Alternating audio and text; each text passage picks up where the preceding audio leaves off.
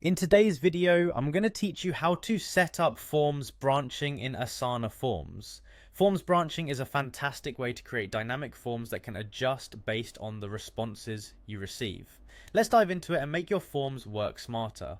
First, what you're going to want to do is create a form.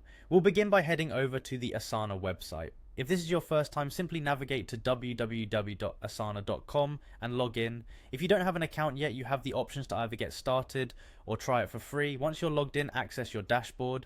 Next, you need to navigate to your project. Open the specific Asana project where you wish to implement the form, ensuring that your workspace is set up for the task ahead. Now glance over to the top right corner of the screen and click on Customize. This is where you start molding your project features. From there, select plus add form. If no form currently exists, this is your starting point to create one.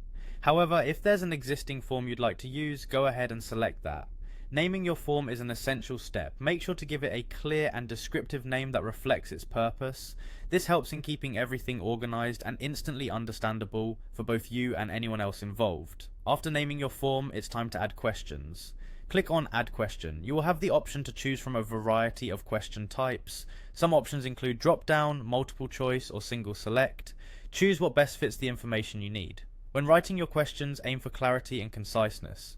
Straightforward questions yield the most accurate responses. If you're using drop-downs or multiple choice questions, you'll need to input the possible answers at this stage. Make sure these options are comprehensive enough to cover likely responses.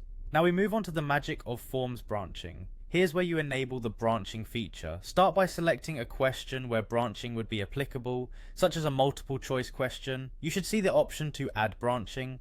This feature allows you to incorporate conditional logic into your form. For each answer choice, you have the flexibility to set conditions like go to question or end form, guiding respondents through different paths based on their choices. Finally, customize the form submission process. After the last question has been answered, you can configure a confirmation message or set automated actions. For instance, create tasks or send notification alerts to ensure the response is accounted for.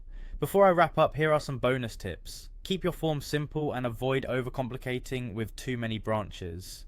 Use descriptive labels for each question and answer to enhance clarity. And optimize for mobile to ensure a seamless experience on all devices. And there you have it. With these steps, you'll be able to set up forms branching in Asana Forms, enhancing how you collect and respond to information dynamically. Happy form building!